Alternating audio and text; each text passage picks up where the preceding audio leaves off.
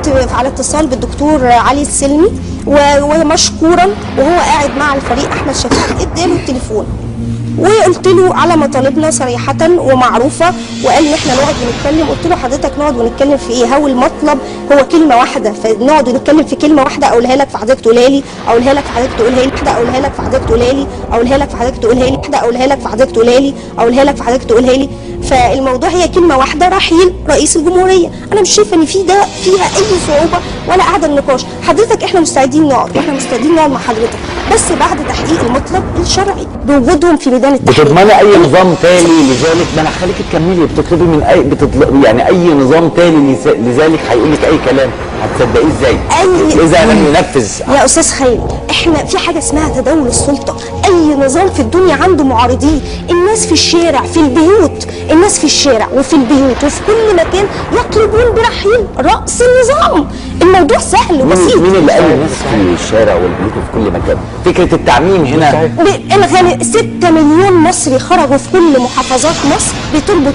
ليه النظام ما خرجش علينا يقول لنا ايه؟ تعالوا نعمل استفتاء شعبي. انت عارفه سمعت كام رقم على الخروج؟ من 3 ل 5 ل 4. خلينا نقول ليه؟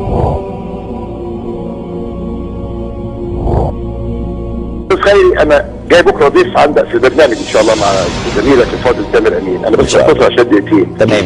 عايز اقوله بس، انا عايز افكر اسراء بحاجه صغيره. الاستاذ مجدي جلال صديقك. تمام طبعا. قالوا يعني يا ريت يعمل مداخله بعد ما اقفل. اسراء كانت قبض عليها في احداث المحل اعتقد 6 ابريل على ما اتذكر. وانا كنت مستغرب قابضين على بنتي ليه في السن ده ولا لسه طالعه منوره. والدتها المحترمه عملت بيان في المصري اليوم صفحه اولى نشدت فيه السيد رئيس الجمهوريه وزوجته انه يفرجوا عن بنتهم وان البنت دي غلطت.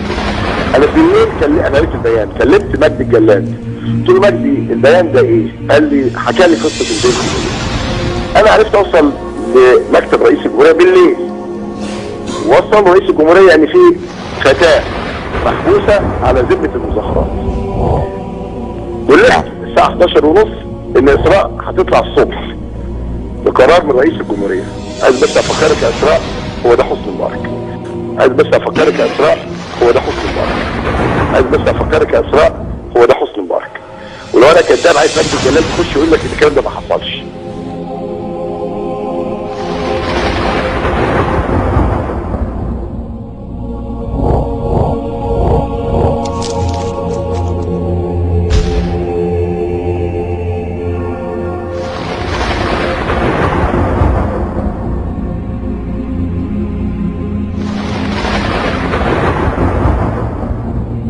سجن القناطر للنساء في انتظار خروج اسراء عبد الفتاح بعد ايام من اعتقالها، واسرتها جوه في انتظارها معانا.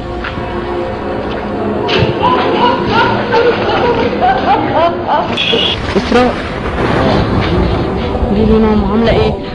والله انا كويسه الحمد لله. الحمد لله شكرا. تعيطي جامد كده ليه؟ مالك؟ مفيش حاجه. الحمد لله وحشتني يعني. مش مصدقه ان انا شفتها، ما كنتش بتمنى اي حاجه ان انا اوصلها بكره المطار.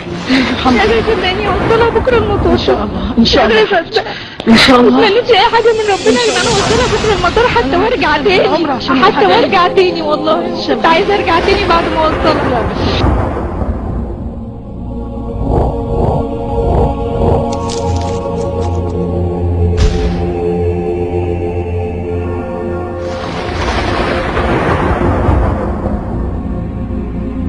انت مش هترجعي؟ انت كنت كويسه جوه؟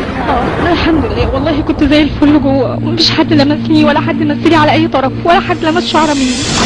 كل حد عملني كويس الحمد لله. انا ما كنتش مصدقه، انا كنت بسجد شكر لربنا كل يوم ان انا اتعاملت احسن معامله هنا. ما كانش هاممني ان انا في سجن قد ما يهمني ان انا بنت واتصمت. الحمد لله. ما كانش هاممني قد ما ان انا بنت واتصمت جوه السجن. الحمد لله. ما كانش هاممني اي حاجه ثانيه. كنت مستعده اقعد جوه على قد ما اقدر، على قد ما ربنا كاتب لي، بس اهم حاجه ان انا مبسوطه. بس السجن عامل ازاي؟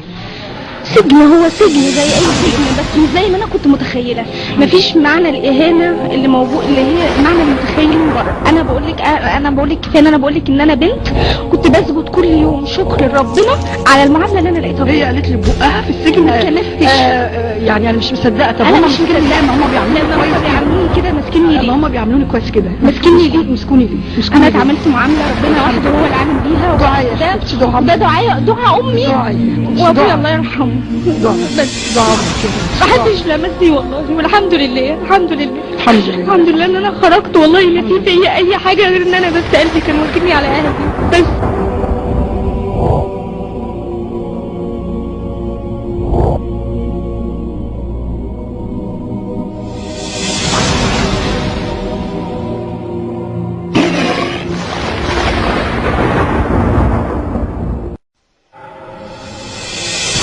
انت كنت عارفه ان حاجه زي كده ممكن تحصل لما عملتي انت عملتيه؟ لا ما كنتش متخيله ان حاجه زي كده ممكن تحصل، وده سوء تقدير مني وسوء فهم مني. الموضوع كان بالنسبه لي حاجه بكتبها، مشاعر بخرجها على النت، بس ما كنتش متخيله. انا لو اتخيل ان كل ده يحصل ما كنتش عمري عملته. قابلتي مامتك كم مره دول؟ مره واحده، دي تاني مره.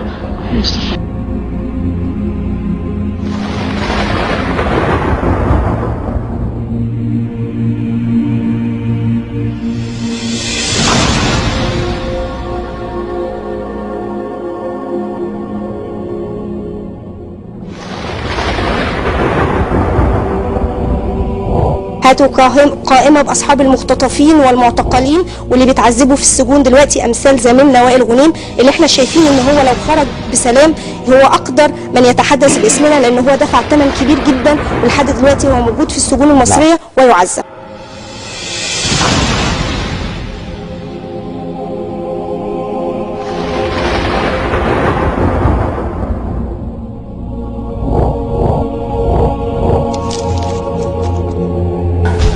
بصي حضرتك، احنا عشان ما بقيناش نسمع بعض، فانا عايز الاول اقول على حاجه، وده انا عارف انه دلوقتي ده موسم اللي انا اسميه موسم التخوين.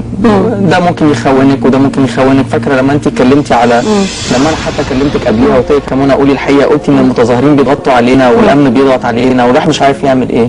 ده موسم التخوين. بس انا عايز اقول حاجه، انا لو قلت لكم دلوقتي، لو قلت لكل واحد فيكم دلوقتي ان انا اتعذبت واتضربت واتكهربت وقلعت هدومي ما وريتكمش ولا خدش، انتوا كلكم هتصدقوا، صح؟